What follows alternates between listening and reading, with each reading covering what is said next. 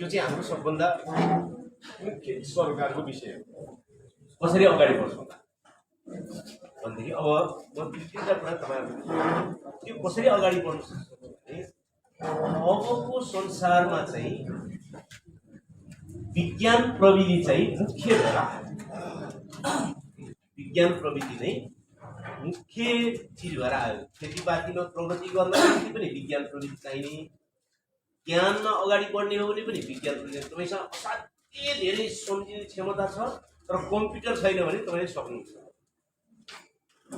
तपाईँ कम्पिटिसन गर्न सक्नुहुन्छ। विज्ञान प्रविधि छैन भने तपाईँसँग धेरै सम्झिने गिरी त छ तर तपाईँसँग कम्प्युटर छैन भने तपाईँ सक्नुहुन्छ। किनकि तपाईँले सम्झिने क्षमता भन्दा यति धेरै सम्झिने कम्प्युटर आइसक्यो कि अब सक्दैन। हिजो त कम्प्युटरै नहुँदाखेरि हो। अब हिजो के हुन्थ्यो, एउटा डिक्सनरी छ, अक्सफोर्ड डिक्सनरी भनिसकेपछि होइन मान्छेको फुर्किँदै गरेर तर एउटा डिक्सनरी होइन कि चाहिँ 10 देशको डिक्सनरी त सामान्य मोबाइलमा बोकेर हिँड्न थाले मान्छे होइन भनिसकेपछि अब विज्ञान प्रविधि बिना तपाईँको ज्ञान क्षमता पनि अगाडि बढ्दैन, विज्ञान प्रविधि बिना तपाईँको उत्पादन पनि बढ्दैन, सैन्य क्षेत्र पनि बढ्दैन, केही पनि बढ्न सक्दैन। त्यसकारण विज्ञान प्रविधि मुख्य भएको युग आइपुग्यो। अब यो विज्ञान प्रविधि प्रयोग गरेर नै पुँजीपतिले अहिले के गर्यो त भने नाफा पनि हिजोको भन्दा बढी गर्यो र मजदुरहरूलाई बेरोजगार पनि उसले बढी बनाउनु। यो बुझ्नुपर्ने छ, बहुत गम्भीर कुरा छ। किनकि हिजो लाखौंको संख्यामा मजदुरहरू औद्योगिक केन्द्रमा हुन्थे तर अहिले चाहिँ के भन्छ त पुँजीपतिले भने हायर एन्ड फायर भन्छ, चाहिए लिन्छु तर खालिदिन्छु। पहिलाको पुँजीपति भन्थ्यो हडताल गर्ने भयो भने 35 दिन अगाडि निवेदन देऊ, म वार्तामा बोलाउँछु होइन भन्थ्यो। अब के भन्छ भने के को हडताल, हायर एन्ड फायर भने के को हडताल भन्छ, उसले चाहेर लिने भयो नत्र खालिदिने। त्यस्तो किन भयो त भन्दाखेरि उसले विज्ञान प्रविधिबाट काम लिन धेरै थाल्यो। त्यसले गर्दाखेरि मजदुरहरूलाई उसले चाहिँ महत्त्व दिन कम दिए पनि हुने सुरु भयो। अब अहिले त्यस कारणले गर्दाखेरि अब तर यो विज्ञान प्रविधिले फेरि के पुँजीपतिले मात्रै फाइदा हुन्छ त, त्यस्तो त हुँदैन। बन्दुक संसारमा आविष्कार भयो, बन्दुक त जसले चलायो नि भन्ने विज्ञान प्रविधि भने त्यही हो। विज्ञान प्रविधि भने के रहेछ त भने प्रकृति भने प्रकृतिको नियम नजान्दाखेरिसम्म त्यो रहस्य हुन्छ, जानेपछि त्यो विज्ञान होइन। त्यही त हो विज्ञान भने मान्छेले आविष्कार गरे होइन, एकदम बुझ्नु होला है। विज्ञान भने मान्छेले पत्ता लगाएको त हो, मान्छेले बनाएको होइन। पानीभित्र चाहिँ अक्सिजन र हाइड्रोजन हुन्छ भने पत्ता पो मान्छेले लगाएको त, बनाएको मान्छेले हो र। कतिपयले के पनि भ्रम पारेको छ भने अक्सिजन र हाइड्रोजन मिलाइदियो भने पानी बन्छ, पानी बनाउनु त्यति सहिलो भइदियो यत्रो झड आउँथ्यो संसार, कहाँ पानी बन्छ त्यसै बन्छ पानी बन्दैन, कहाँ बन्छ। यहाँ छ त हावामा अक्सिजन पनि छ हाइड्रोजन पनि छ, कहाँ के पानी बन्दैन। पानी बन्ने प्राकृतिक तरिका छुट्टै छ। हामीलाई त पाठ्यक्रममा के पढाइदियो त भन्दाखेरि चाहिँ H2O होइन त, दुईटा हाइड्रोजन र एउटा अक्सिजन मिलाइदियो भने पानी बन्छ भनेर पढाइदियो। त्यसो भनेकै होइन नि, कहाँ प्रकृतिमा त्यसरी पानी बन्छ। त्यसरी पानी बन्ने भइदियो भने त संसारमा पानी बनाएर खाइहालिन्थ्यो नि। पानी त्यसरी बन्दैन, पानीभित्र चाहिँ त्यो हुन्छ, त्यो होइन। मुटु कलेजो मिलायो भने मान्छे हुन्छ भने आएको कुरा, मुटु कलेजो मिलाउनु मिल्दैन नि हामीले, त्यो त प्राकृतिक रूपमा बन्ने चिज हो नि त होइन। भने जस्तै हो भनेपछि मान्छेले प्रकृतिको नियम पत्ता लागेपछि त्यो विज्ञान हुन्छ, पत्ता नलाग्दासम्म त्यो चाहिँ रहस्य हो। विज्ञान मान्छेले बनाएको होइन, विज्ञान पत्ता लगाएको होइन। त्यस कारण विज्ञान चाहिँ विज्ञान प्राकृतिक चिज भएको हुनाले जसले प्रयोग गर्न नि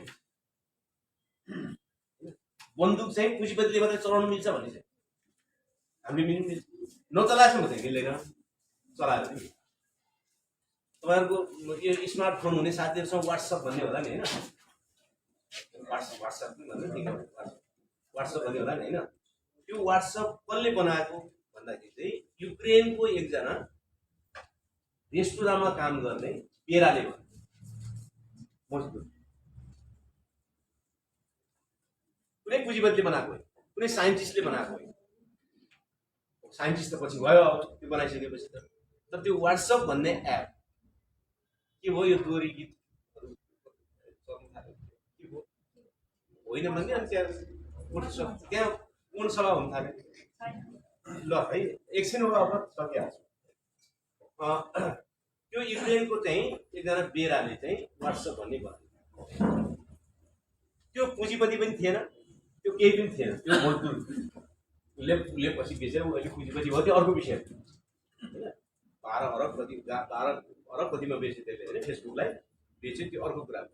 मैले के भन्नु खोजेको थियो, त्यो विज्ञान भएको हुनाले जसले पनि प्रयोग गर्न सक्यो, पुँजीपति नै भइराख्नु परेन। अमेरिकाले पनि त्यही सिद्धान्त प्रयोग गरेर हाइड्रोजन बम बनाएको हो, उत्तर कोरियाले त्यही। अब ब्राजिलको जनसङ्ख्या 20 करोड छ, तर उसले बनाउँदैन, त्यो दुखी भएको दुःख लगाइरहेको छ। कसले रोक्यो होला? आइन्स्टाइनले पत्ता लगाइदिएको छ नि होइन, त्यसलाई प्रयोग गर्ने प्राविधिक नियम पनि गुगलमै पाइन्छ कसरी बनाउनु होइन, बनाउनु त तयार हुनु पर्छ। त्यसरी विज्ञान प्रविधि भनेर चाहिँ के रहेछ त, मान्छेले प्रयोग गर्न तम्सियो भने चाहिँ जसले पनि प्रयोग गर्न सक्छ, तम्सिएन भने चाहिँ जसले प्रयोग गर्छ त्यसले शासन गर्छ। त्यसो भएको हुनाले आजको विज्ञान प्रविधिले के गरिदियो त भने हाम्रो जीवनमा चाहिँ अहिलेदेखि समाजवाद सुरु गर्न सक्ने सम्भावना ल्यायो। यहाँनिर छ अहिलेदेखि समाजवाद होइन, अहिलेदेखि 100% 100% भन्ने त हुँदैन होइन, तर त्यसो त एकैचोटि क्रान्ति गरे पनि एकैचोटि देशभरि लागू गर्न त सकिन्न, त्यो पनि क्रमशः गर्दै जाने कुरा। अहिलेको विज्ञान प्रविधिले अहिलेको हाम्रो अहिले जीवनदेखि नै केही न केही वैज्ञानिक समाजवाद लागू गर्न सकिने सम्भावना पैदा। त्यो कसरी भयो? मैले अघि भनेको थिएँ कि समाजको भौतिक तत्त्व भनेको के हो भन्दाखेरि अर्थतन्त्र। मैले अघि नै भने आर्थिक कुरा, भौतिक तत्त्व भनेको के हो, त्यही अर्थतन्त्रमाथि यो संस्कृति जन्मिन्छ, त्यही अर्थतन्त्रमाथि राजनीति पनि त्यही अर्थतन्त्रमाथि जन्मिन्छ होइन। भनेपछि आज कस्तो भइदियो भने पुँजीपतिले, हिजोको पुँजीपतिले चाहिँ हामीमाथि शासन नाफा भन्ने कुरा कसरी खाइरहेको छ, के कारणले खाइरहेको छ, मलाई आज मेरो सिङ जस्तो देखिरहेको छ। महिना लक्ष्मीजीको यही हो त्यस्तो मेरो ल शून्य त भइहाल्यो। अब अलिकति नबुझिने जस्तो कुरा पनि म भन्छु है, फेरि आत्तिनु पर्दैन। सबै बुझिने मात्रै कुरा सुन्यो भने चाहिँ मान्छेको कहिले बुद्धि विकास हुँदैन। यो कुरो बुझिरहन्छ होइन। 2 कक्षा पढ्ने मान्छेले बुझ्ने मात्रै पढिरहन्छु भने 3 कक्षामा जाँदैन होइन। त्यसरी केही बुझ्ने केही नबुझ्ने सँगसँगै गर्दै जानुपर्छ, अनि उसको ज्ञान बढ्दै जान्छ। त्यसमा केही नबुझ्ने कुरा आयो भने चाहिँ आत्तिनु हुँदैन भने कि त्यसले बुझ्दै जान्छ। जस्तो कि पुँजीपतिले पुँजीवादी व्यवस्था कसरी चलाएको छ भन्दाखेरि चाहिँ उसले उसको 2टा तरिका छ। एउटा मजदुरले जति घण्टा काम गर्छ त्यति घण्टाको तलब नदिने। 8 घण्टा काम गर्यो भने त्यो मजदुर बाँच्नको निम्ति कति भए पुग्छ भनेर हिसाब गरेर 2 घण्टाको मात्रै दिने, 6 घण्टाको चाहिँ आफूले खाइदिने। त्यसैलाई भन्छ अतिरिक्त मूल्य खाने। मार्क्सवादको कुरा यही हो, पुँजीपतिको षड्यन्त्र कहाँनिर छ भनेर खोजेको यही हो। कार्ल मार्क्ससँग रिसाएका यही कारण हो। पुँजीपतिले के भन्थ्यो भने भगवानको हामी प्रिय भाव पनि पैसा कमा भन्थ्यो त्यसले होइन। पुँजीपति त त्यो भन्दै आएको थियो। अहिले नि भन्छन् नि प्रजातन्त्रवादी भन्नेहरूले अब के 5 औँला त बराबर हुँदैन कहाँ हुन्छ भनिदिने है। त्यसो भने बुढी औँला काट्न फाल्नु त भन्नु नि पर्दैन, बराबर नभएको औँला फाल्नु रहेछ काट्छ मिल्दैन। त्यस कारण सबै मान्छेले बराबर अधिकार पाउनुपर्छ भन्नुपर्छ नि भने जस्तो हो। त्यसो भन्थ्यो पुँजीपतिले, हाम्रो भाग्य पार्नु भन्थ्यो, कोही कसले मेरो क्षमता भएको हुनाले भन्थ्यो। तर कार्ल मार्क्सले के कुरा पत्ता लगाइदियो भने यो पुँजीपति कसरी पुँजीपति भएको भने मजदुरले जति घण्टा काम गर्छ त्यति घण्टाको पुरा तलब यसले थोरै घण्टा आफूले खाइदिन्छ, अनि 1000 जनाको मजदुरको 2 घण्टा खाँदा त हत्तै बढी खान्छ। यहाँबाट चाहिँ पुँजीपति भएको भन्ने भेद खोलेको हो। त्यो पुँजी भन्ने किताबमा खोलेको भेद यही। एउटा त्यसरी कमाउँछ पुँजीपतिले, अर्को कसरी कमाउँछ त भने एकदम बुझ्नुपर्ने उत्पादन गर्ने मान्छे र उपभोग गर्ने मान्छेको बिचमा त्यसले सम्बन्ध विच्छेद गर्छ। गोलबेडा जसले रोपेको छ त्यसले गोलबेडा खाने मान्छे चिन्दैन, गोलबेडा खाने मान्छेले गोलबेडा उत्पादन गर्ने मान्छे चिने पनि उनीहरूको सम्बन्ध बन्छ। अनि बिचमा को बस्छ? बजार लिएर बस्छ। र त्यसले के गर्छ भन्दाखेरि त्यसलाई चिनेको थिएन, त्यसले त्यसलाई चिनेको थिएन, सम्बन्धै बन्न दिँदैन। अनि त्यसपछि उसले भाउ तोक्छ र उसले नाप्छ होइन। यस्तो हिजो सम्भव थियो। हिजो किन सम्भव थियो त भने अब बुटवलको किसानले गोलबेडा उत्पादन गर्यो भने नुवाकोटको मान्छे खायो। अब नुवाकोटको मान्छे र बुटवलको मान्छे चिठी पठायो भने पनि 2 महिना लाग्थ्यो होइन। भेट्दै गयो भने त सिद्धिहाल्यो। अब भेटिहालौँ भनेदेखि चाहिँ भेट्ने दिनसम्म गोडमेला पुगिसक्यो, मिल्दैन। त्यस कारणले बिचमा पुँजीपति बसेर उसले दुईटैलाई सम्बन्ध विच्छेद गरेर खानु सम्भव थियो। अझ बुझ्नको निम्ति म 2 बहिनी थिए, म कथा भन्छु, 2 बहिनी थिए असाध्यै मिलेका जुम्ल्या होइन। अब बिहे गरे पनि जुम्ल्या दाजुभाइसँग सँगै घर, असाध्यै मिल्थे। अब कुनै दिन एक दिन झगडा भयो, झगडा भएपछि अब पारिवारिक झगडा नबोल्ने भन्ने हुन्छ नि त, केही दिन बोलेनन्। अनि बहिनीले रोपेको थियो काउली होइन, दिदीले रोपेको थियो गोलबेडा। अब दिदी बहिनी नबोलेपछि त अब के मतलब भने बिहानै 2 जना साइकल लिएर चाहिँ बेच्न गए बजार। उसले काउली 10 रुपियाँमा बेची किलोको, उसले गोलबेडा 10 रुपियाँमा बेच्छ। दुईटै दिदी बहिनी नबोलिकन फर्केर आयो। अब बेलुका त खाना पकाउनु पर्यो। अनि आफूले तरकारी किन्ने पसलमा बहिनी पनि गए, दिदी पनि घर नजिक पसल। त्यही दिदीले बेचेर आएको 10 रुपियाँको काउली लिएर आउँदाखेरि त्यहाँ आइपुग्दा 30 रुपियाँ किलो भएको थियो होइन। अनि त्यही बहिनीले 10 रुपियाँ किलोमा बेचेको गोलबेडा त्यहाँ आइपुग्दा दिदीले कति किन पनि 30 रुपियाँ। अब त्यो दिदी बहिनी बोल्न छोडेर साटासाट गरे के हुन्थ्यो? 10 रुपियाँ हुन्थ्यो नि। 15 रुपियाँ गरे पनि त नाफा हुन्थ्यो नि त। त्यस्तो किन सम्भव भयो त भने त्यहाँ बिचमा एउटा बजार भन्ने चिज बसेको छ, पुँजीपति होइन, जसले चाहिँ उपभोक्तालाई पनि लुट्छ अनि उत्पादनकर्तालाई पनि।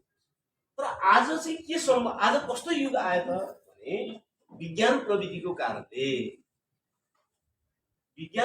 कारणले उत्पादन गर्ने मान्छे र उपभोक्ता मान्छे 24 घण्टा लाइभ 24 घण्टा प्रत्यक्ष रूपमा कुराकानी गरिराख्न पाउने युग आयो नि त। बुझिन्छ नि? एउटै कम्प्युटर लाइभ प्रत्यक्ष, किसान पनि उपभोक्ता पनि प्रत्येकको भान्सामा कति किलो के चाहिएको पनि राख्न सकिन्छ। सेकेन्डमा काउली कत्रो भयो भन्ने कुरा पनि यही राख्छ। र उपभोक्ता र उत्पादनकर्ताको बिचमा एउटै संगठन बन्न सक्छ र उनीहरू सिधै सधैँभरि कुरा गरिरहेको छ भनेदेखि बिचमा पुँजीपति चाहिन्छ। अब चाहिन्छ। अब संसारको कुनै पनि कुरामा कुरा गर्न सकियो। पुँजीपतिले अब हामीलाई कुरा नगर भनेर रोक्छ, सम्भवै छैन। किन सम्भव छैन भने विज्ञान हो। फेसबुकले रोकेर के गर्छ? विच्याटले दिन्छ। विच्याटले रोकेर के गर्छ? टेलिग्रामले दिन्छ। टेलिग्रामले रोकेर के गर्छ होइन? अर्को वाट्सएपमा गरेको, वाट्सएप नगरेर के भन्छ? अर्को सिग्नल भन्ने छ, सिग्नल नगरेर के? त्यो त विज्ञान प्रविधि हो त। हाम्रो इन्जिनियरले सजिलै बनाइन्छ, हाम्रो आफ्नै बनाउनु पनि केही गाह्रो छैन होइन। भनिसकेपछि अब पुँजीपतिले उत्पादनकर्ता र उपभोक्ताको बिचमा सम्बन्ध विच्छेद गर्ने जो थियो त्यो युगको अन्त, त्यो अब सम्भव छैन। त्यो सम्भव छैन भने पुँजीपति बिचमा जरुरी छैन। अब म बुझ्ने उदाहरण लाग्छ है। एकदमै यति कुरा बुझ्यो भने यो क्रान्ति उल्टिहाल्छ है, संसार उल्टाइहाल्छ। एकदम सजिलो छैन, उल्टाइन्छ। जस्तो कि तपाईँको जीवनसँग सम्बन्धित भन्दैछ, म आफ्नै जीवनमा कसरी चाहिँ गर्ने भन्दैछ। चितवनमा चाहिँ कुखुरा उत्पादकहरू, ब्रोइलर कुखुरा र अण्डा उत्पादकहरू 85% जति कम्युनिस्ट, 85% जति चाहिँ कम्युनिस्टहरूले कुखुराको काम गर्छन्, उत्पादन गर्छन्। त्यसको सबभन्दा ठुलो बजार कहाँ त भने काठमाडौँ भ्याली, त्यसको बजार खाने। अब काठमाडौँ भ्यालीका लागि भोट त कम्युनिस्ट भनेर हालेको भने ती पनि कम्युनिस्ट, कुखुरा उत्पादन गर्ने कम्युनिस्ट, खाने है त, मिल्यो नि? अब एउटै पार्टीको भने पनि भइहाल्यो। उत्पादन गर्नेले कति पाउँछ 1 किलोमा भने नि बढेको बेलामा 150 नभए 130 1 किलोको। खाने त्यही पार्टीको मान्छेले काठमाडौँमा कतिमा खान्छ 350 देखि 450 सम्म। उत्पादन गर्नेले 130 पायो, खानेले 400 रुपियाँ तिर्यो, 240 कहाँ 240 पैसा कहाँ भन्दाखेरि भ्याली कोल्ड स्टोर र काठमाडौँ कोल्ड स्टोर भन्ने त्यो पैसा खान्छन्। भ्याली कोल्ड स्टोर र काठमाडौँ कोल्ड स्टोरले के गर्छ र त्यो किसानलाई गएर 130 रुपियाँ दिन्छ, लिएर आउँछ, खुइलाउँछ हैन, फ्रिजमा राख्छ। अनि हाम्रै दाजुभाइ दिदीबहिनीहरू जो खुद्रा पसल गरे हुन्छ 10 किलो 5 किलो त्यहाँ दिन्छ र त्यहाँ हामीले 400 रुपियाँ खानुपर्छ। हिजो किन सम्भव थियो भने चितवन र काठमाडौँ खाने काठमाडौँको र उत्पादन गर्ने चितवनको बिचमा डाइरेक्ट सम्बन्ध सम्भव थिएन हैन, एउटै संगठन बनाउन सम्भव थिएन। यो विज्ञान प्रविधि थिएन, मान्छे भेट्नु पर्थ्यो नि त, मान्छे भेट्न त साध्य हुँदैन थियो। तर अब एउटै पार्टीका मान्छे अस्ति माकेको महाधिवेशन जारी थिए कि 2-3 जना भेट्न आएको थिए, उनलाई मैले भने कुखुरा पालकै थिए तिनीहरू। अनि के को मासु खानु त महाधिवेशन आउँदा यही कुखुरा त हो नि जाने भन्थ्यो कि तपाईँको कुखुरा त तपाईँले 130 रुपियाँमा लिएर दिया होला, यहीँ आफ्नै कुखुरा त काठमाडौँमा आएर 400 रुपियाँ खानु होला भने मैले तपाईँ गिजाउनुहुन्छ भने उनीहरूले बुझेन कुरा। मैले भन्नु खोजेको चाहिँ एउटै पार्टीको मान्छेले उत्पादन गरेको त्यसले 130, एउटै पार्टीको मान्छेले खाने मान्छे काठमाडौँमा चाहिँ 400। त्यो बिचको पैसा पुँजीपतिले खाइरहेछ। किन खाइरहेको छ भन्दाखेरि उत्पादन गर्ने मान्छे र एउटै पार्टीका उत्पादन गर्ने मान्छे र खाने मान्छेले एउटै संगठन बनाएनन् हो। बुझ्नुहुन्छ कुरा? उत्पादन गर्ने मान्छे र खाने मान्छेले एउटै संगठन बनाएर भाउ तोक्यो भने के हुन्छ? 130 होइन, तपाईँ 175 लिनुहोस् भन्दै नि 175 लिनुहोस् तपाईँ भन्दा पनि उता 400 तिर्नु परेन उता सट्टै घट्यो। पुँजीपतिले जो पैसा लुट्थ्यो त्यो पैसा उनीहरू दुईटैले मिलाएर भाउ राख्न सक्छ। पुँजीपतिले जब भाउ तोक्छ त्यो पुँजीवाद हुन्छ, समाज मिलेर जब भाउ तोक्छ त्यो समाजवाद। अब यसो गर्न सम्भव छ कि छैन? यो त सम्भव छ, यो सामान्य कुरा हो नि। किसानलाई पनि फाइदा हुने, उपभोक्तालाई पनि फाइदा हुने। यो हरेक विषयमा अब यो गर्न सकिन्छ, हरेक विषयमा। आजको विज्ञान प्रविधिको कारणले हरेक विषयमा गर्न सकिन्छ, एउटा विषय मात्रै होइन। त्यो भनेको के त किन सकिन्छ त भन्दाखेरि चाहिँ अब अर्थशास्त्रको अलिकति कुरा बुझ्नु। अर्थशास्त्रमा के हुन्छ त भने उत्पादन प्रणालीका 4वटा अङ्ग हुन्छ, 4वटा चौतारो हुन्छ, 4 चौतारो हुन्छ। पहिलो किन के हुन्छ? उत्पादन हुन्छ।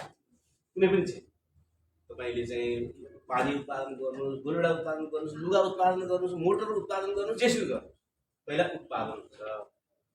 त्यसपछि त्यसलाई विनिमय गर्नुपर्ने हुन्छ। दोस्रो चौतारो काम हुन्छ विनिमय। विनिमय भनेको साटासाट गर्नु।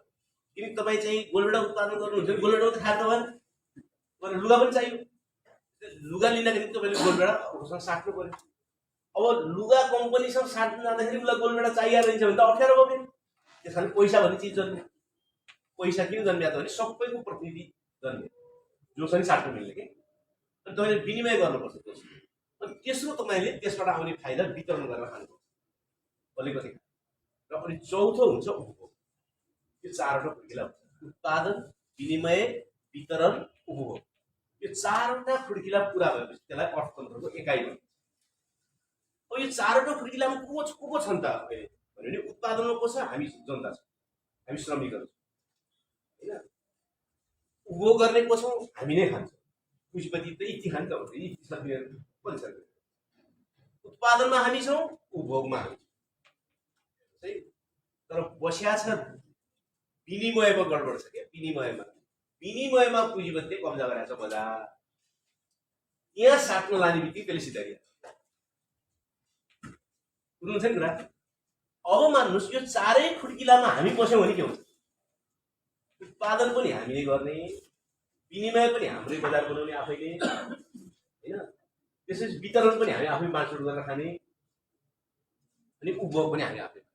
यो 4 खुड्किलामा हामी बस्यौँ भने त्यहाँ पुँजीपति चाहिन्छ छैन? पुँजीपतिको कामै छैन, किन चाहियो? बुझ्नुहुन्छ कुरा? यो बुझ्नुहोस् है। अझ म यो बुझेपछि सकिहाल्यो कि यो कार्यक्रम सकिन्छ।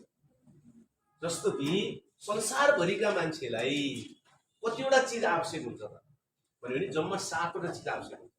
मान्छेको यो झगडा पीर बर्का प्रेम घृणा यो सबै चिज यो 7 चिजको के हो 7वटा चिज चाहिन्छ पहिलो चिज मान्छेलाई खानु पर्छ खाना चाहियो सुन्नुहोस् है एकदम सुन्नु यही विषय खानु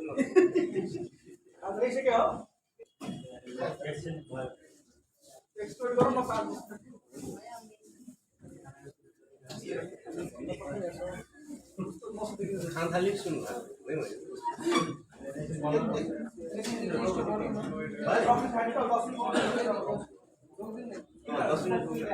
एकैचोटि थाहा हुन्छ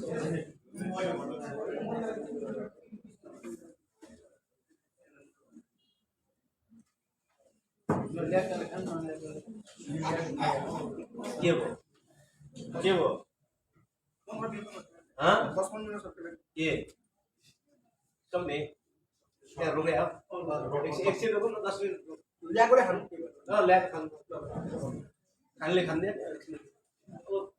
जस्तै संसारमा 7 चिज चाहिन्छ मान्छेलाई प्रत्येक मान्छेलाई त्यहाँभन्दा बढी केही पनि चाहिन्छ पहिलो खाना खानापछि मान्छेलाई के चाहिन्छ भन्दाखेरि चाहिँ लाउने चिज चाहिन्छ हैन लाउने चिजपछि मान्छेलाई के चाहिन्छ बास चाहिन्छ बासपछि मान्छेलाई स्वास्थ्य सुविधा चाहिन्छ स्वास्थ्य सुविधापछि मान्छेलाई शिक्षा चाहिन्छ शिक्षापछि मान्छेलाई मनोरञ्जन चाहिन्छ अनि यो सबै 6 चिज मिलाउनका निम्ति व्यवस्थापन गर्नुपर्छ विविध यति 7 चिज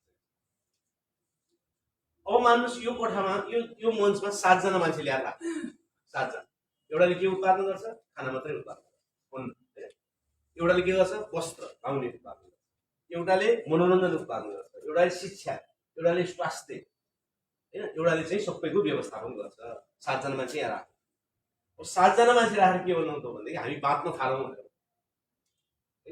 अब अन्न उत्पादन गर्ने मान्छेले भन्छ मलाई लुगा चाहियो लुगा बनाउने मान्छेले दिन्छ हैन मलाई घर चाहियो घर बनाउने मान्छेले दिन्छ घर बनाउने मान्छेलाई फेरि खाना चाहियो अन्न बनाउने मान्छेले प्रत्येकले प्रत्येकलाई दिँदै गयो भने त्यहाँ बिचमा पुँजीपति चाहिँदैन किनकि पुँजीपतिले केही गर्दैन हो हिजो चाहिँ पुँजीपति नभएको समाज किन सम्भव थिएन त भन्दाखेरि उत्पादन गर्ने मान्छेहरूको बिचमा डाइरेक्ट प्रत्यक्ष सम्बन्ध सम्भव थियो अब उत्पादन र उपभोक्ताहरूको बिचमा प्रत्यक्ष सम्पर्क हुन सक्ने र सधैँभरि भइराख्न सक्ने उनीहरू निरन्तर सङ्गठित भइराख्न सक्ने प्रविधि विज्ञान आएको हुनाले अब पुँजीपति बिना नै हामी अर्थतन्त्र बनाउन सक्छौँ हाम्रै समाजवादी अर्थतन्त्र अहिलेदेखि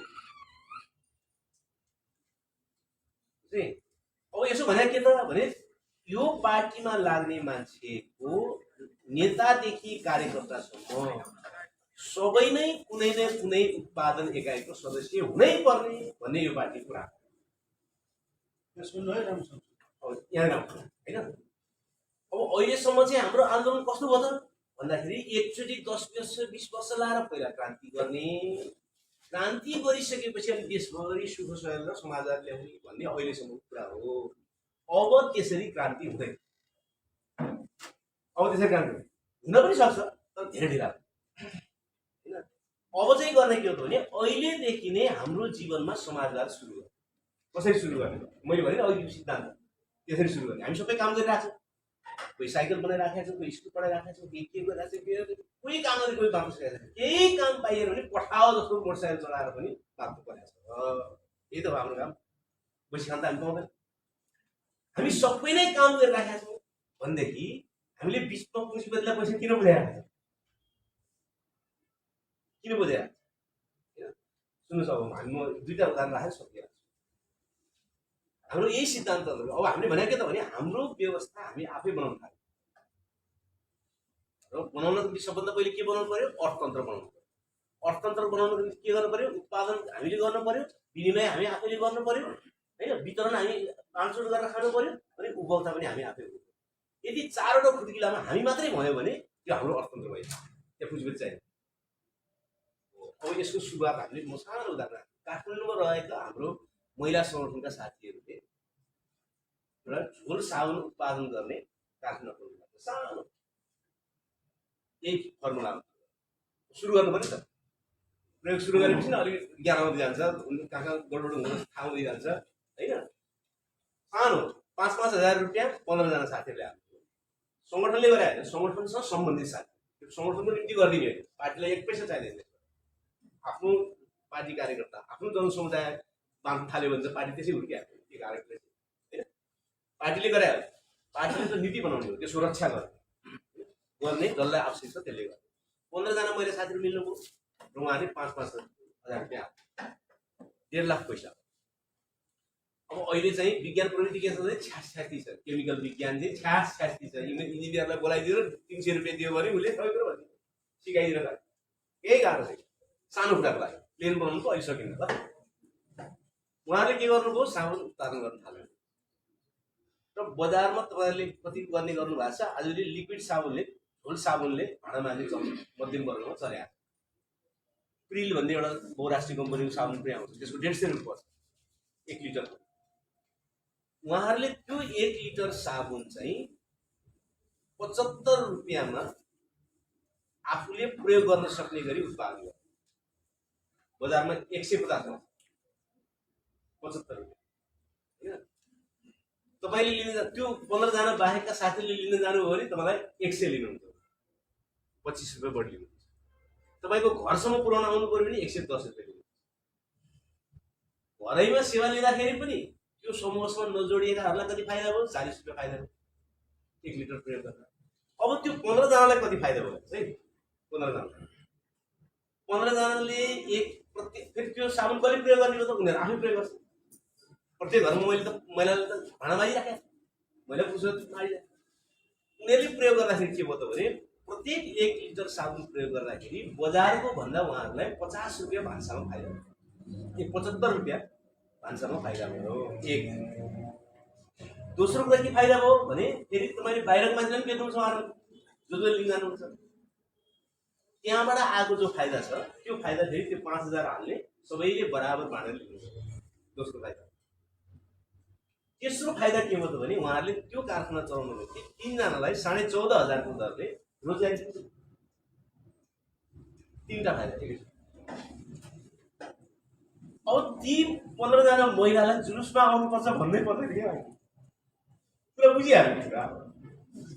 तिनका लोग्नेले पनि जानु पर्दैन भन्दैन है, कुरा त बुझिहाल्यो। कुरा त भान्सामै फाइदा हुन थालिसकेपछि त कुरा त बुझ्यो मान्छे। आफैले गरेर आफैले उपयोग गर्ने, उपभोक्ता पनि आफै होइन, उत्पादनकर्ता पनि आफै हुँदाखेरि त पुँजीवादीहरूले जो हामीलाई लुट मचाएका छन् त्यसबाट सरल ढङ्गले हामी निस्किँदा रहेछौँ भन्ने कुरा बुझ्ने भइहाल्यो। अब त्यो घरको परिवारलाई, बच्चालाई हामीले के सिकाउनु पर्दैन त भने मार्क्सवाद यस्तो हुन्छ भनेर सिकाइराख्नु पर्दैन, कम्युनिस्ट भने के भनेर सिकाइराख्नु पर्दैन। कम्युनिस्ट भने यही भनेर बुझ्छ ऊ त्यो बजारमा गयो भने हामी ठगिन्छौँ, यहाँ यसो गरियो भने हामी बाँच्न सक्छौँ होइन, सजिलै बुझ्छ। मैले भने अहिले एमसिसीको आन्दोलनमा काठमाडौँमा अधिकांश टाउको उडाउने, अधिकांश घाइते हुने ती महिला साथीहरू सबै त्यही छौँ। उनलाई भन्नै पर्दैन आन्दोलन जानु, कुरा बुझिसक्यो भने यो बाटो गएपछि हाम्रो मुक्ति। आज त हामीले सानो एउटा काम गर्यो, सानो सुरु गरेर प्रयोग गरे होइन, त्यो कुनै पनि सहरमा सुरु हुन्छ होइन। तपाईँ भुटानमा गर्नुहुन्छ केही गाह्रो छैन, टेक्निसियन पनि छँदैछ, त्यसको पनि छैन, केही समस्या छैन।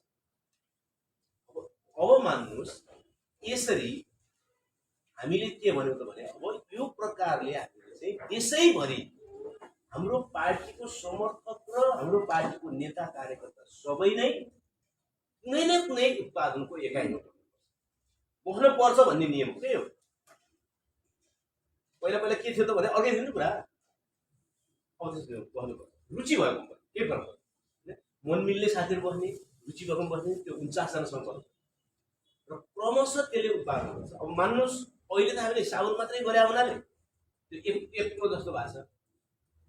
अब हामी छिट्टै हामी के गर्दैछौँ भने कर्णाली सप्लायर्स हामी बनाउँछौँ, कर्णाली सप्लायर्स। केही साथीहरूले त्यो गर्दैछ। कर्णाली सप्लायर्स भनेको के भने देशैभरि नेपाली जनताले मौलिक रूपमा उत्पादन गरेका चिजहरूलाई सङ्कलन गरेर देशैभरि विभिन्न डिपार्टमेन्ट बनाएर चाहिँ वितरण गर्छ। कतिसम्म लुट छ पुँजीवादको भने कालीकोटमा 1 किलो ठुलो सिमीको 180 रुपियाँ छ, काठमाडौँको बजारमा त्यही सिमी 650 रुपियाँ। उत्पादन गर्ने किसान हाम्रै है, बिजोग छ, खाने हामीले किनेर खाने छ हाम्रो भिजन एउटै पार्टीको मान्छे। अब के सम्भव हो भने कालीकोटको किसान र काठमाडौँ होस् वा विराटनगरको उपभोक्ता होस् त्यसलाई हामीले एउटै सङ्गठनमा गाड्न सकिहाल्छ। 180 किन 250 दिने फाइदा 650 तिर किने मान्छे। त्यसकारण अब विज्ञान प्रविधिले हामीलाई यस्तो ठाउँमा पुर्याइदियो कि पुँजीपतिलाई एक साइड लगाउँदै जान सकिन्छ। यो सुरु भइसक्यो। अब हामीले मान्न सक्छौँ यो तरिकाले हामीले देशैभरि अब हाम्रो पार्टी भने त कस्तो थियो त भन्दाखेरि देशैभरि चाहिँ जुलुस निस्किने मान्छे मात्रै बनाउने हो क्या हाम्रो। जनता कहाँ जाने भात खाने होइन अनि जुलुस निकाल्ने भात खाने जुलुस निकाल्ने यति बेला त हो। अब चाहिँ के गर्ने भने उसको भान्सामा प्रत्येक महिना केही न केही आम्दानी बढ्ने केही न केही खर्च घट्ने हुन्छ। त्यसो भयो भने उसले सजिलै बुझ्ने भयो क्रान्तिलाई सजिलै बुझ्यो। मान्नुहोस् यस्तो चक्रमा अब यो कसरी गर्दै जाने भने यो व्यवस्थामा पुँजीपति वर्गसँग जे छ हामीले सबै कुरा बनाउँछौँ। उसको रेडियो छ हाम्रो रेडियो बनाउने होइन, उसको खेतीपाती हुन्छ हाम्रो खेतीपाती हुन्छ, उसको स्कुल हुन्छ हाम्रो स्कुल हुन्छ होइन, उसको टेलिभिजन हुन्छ हाम्रो टेलिभिजन हुन्छ, उसको यातायात हुन्छ हाम्रो यातायात हुन्छ। सडक एउटै हुन्छ त्यही भएर उसको सहकारी हुन्छ अनि हाम्रो सहकारी हुन्छ, उसको ब्याङ्क हुन्छ अनि हाम्रो ब्याङ्क, त्यसपछि उसको सेना हुन्छ हाम्रो सेना हुनु पर्यो होइन। काउली रोप्यो भने मुला रोप्यो भने त बार लाउँछौँ होइन हामी के राख्छ सेना राख त त्यहाँ बार भने सेना त हुने थियो त्यसलाई कसैले नखाइदिन्छ भनेपछि हामीले चाहिँ हाम्रो पनि अहिलेदेखि बनाउन थाल्नुपर्ने हुन्छ। जस्तो कि त्यो साउन्ड फ्याक्ट्री सुरु भयो अब पुरा आइहाल्यो अब त्यहाँ देख्छ नि मान्छे उहिले त नाफा कुराले त बुझिसक्यो नि त अहिले सानो भएको कुराले केही नगरे हामी अलिकति बढ्ने बित्तिकै त्यहाँ आक्रमण भयो त्यसलाई जोगाउन भने हामीलाई स्वयंसेवक चाहियो। त्योभन्दा अलिकति बढ्छ हामीले जनमिलिसिया चाहियो प्यारामिलिट्री चाहियो। त्योभन्दा अझ अगाडि बढ्छ हामीसँग चलायमान सेना चाहियो अनिवार्य रूपमा चाहियो।